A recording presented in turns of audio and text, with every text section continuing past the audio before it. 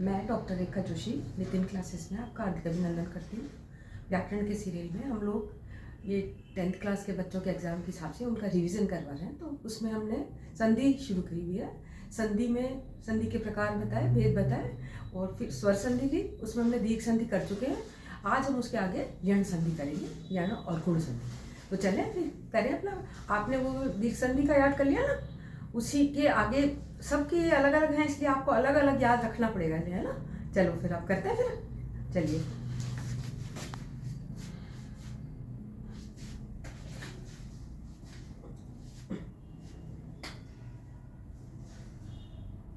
ये है स्वर संधि, स्वर संधि का भाग 2 यण संधि, है ना। यण संधि का क्या सूत्र है? उसका सूत्र है ई को यण ची, ई को यण ची। इक के पश्चात अगर भिन्न स्वर हो, कोई अच हो, तो उसे यण आदेश हो जाएगा।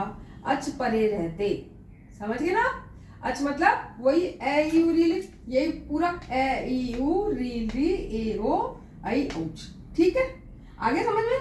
इक, अब ये कह रहा इक, अब इक क्या चीज हुई? ई उ री और ली, हो गया ना। इक का इक, उसको यण आदेश हो जाएगा। अब यण कहाँ है? देखिए यण है डैश ऐसे, ये देखिए, ये है य और यण है, तो य व र ल आदेश हो जाएगा, ठीक है।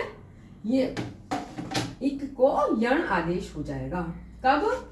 अच परे रहते, भिन्न अच होना चाहिए। हमने जो स्वर उसमें जो दीर्घ संधि में पढ़ा था उसमें सवर्ण था, लेकिन इसमें है भिन्न वर्ण, ठीक है। अब कैसे देखिए, जैसे ई के अतिरिक्त कोई वर्ण आएगा, ठीक है ना, तब उसको ये आदेश होगा। जैसे यदि प्लस अपि, ई प्लस ए है, इसलिए इसको यह होकर यद्यपि शब्द बन गया। इसी तरह बड़ी में भगिनी, बड़ी ई और ए है, इसका बन गया य, तो कैसे बनेगा? भगिने, फिर यह हुआ यस्ति, हो गया। अच्छा, इसी तरह उ वर्ड जो बताया उसमें उ के अतिरिक्त कोई भी हो, तो उसका क्या बन जाएगा? वह। जैसे पठतु एक, उ और ए, इसका क्या बनेगा? वह हो जाएगा। पठतव वेका, हो गया। इसी तरह बड़ाऊ, जैसे वधु औ, बड़ाऊ औ वधवौ, ठीक है। इसी तरह री के अतिरिक्त कोई वर्ड होगा तो उसका रे हो जाएगा। जैसे मातृ प्लस ए, मात्रे। और ली में भी यही है, ली के अतिरिक्त कोई होगा उसका ले हो जाएगा ली प्लस आकृति, लाकृति। यह हुई यण संधि, ठीक है। इसमें क्या, उसमें सवर्ण होता है, इसमें सवर्ण नहीं होता है, सवर्ण के अतिरिक्त कोई भी वर्ड, ठीक है, मतलब स्वर होना जरूरी है बस। अब इस दूसरी तीसरी संधि है गुण संधि। गुण संधि किसे कहते हैं? एक होता सूत्र आद गुण है। आद गुण मीन्स आद शब्द है ये, आद मतलब पंचमी लगा हुआ, जैसे रामात लगाते हैं ना, उसी तरह में आत गुण है। ए ओ के बाद अगर ई या ए उ ओ ये हो तो उसका क्या हो जाएगा?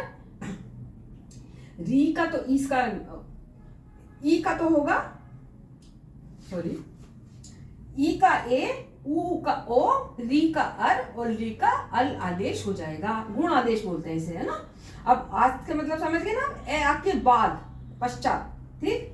अब जैसे कैसे, महा प्लस ईश है, आ प्लस ई ए महेश है, ठीक है।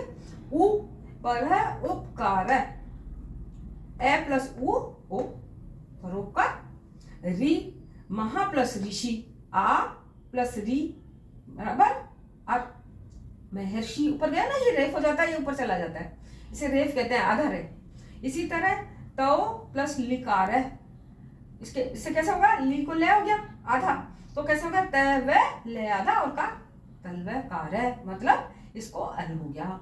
इस तरह से आज हमने यण संधि पढ़ी है और गुण संधि पढ़ी है। अब इसके 2 भेद हो रहे हैं, वो हम नेक्स्ट में पढ़ेंगे। आप इसको अच्छी तरह से लर्न कर लीजिएगा, ये आपके उसमें एग्जाम में काम आएंगे। आपके जो प्रश्न पूछते हैं ना उसमें अपठित गद्यांश वगैरह में, उसमें भी ये चीजें पूछी जाती हैं, इसलिए आप इसे ध्यान से पढ़ना है ना। अच्छा, आज के लिए इतना काफी, आप लर्न करते रहिए। आज नमस्कार।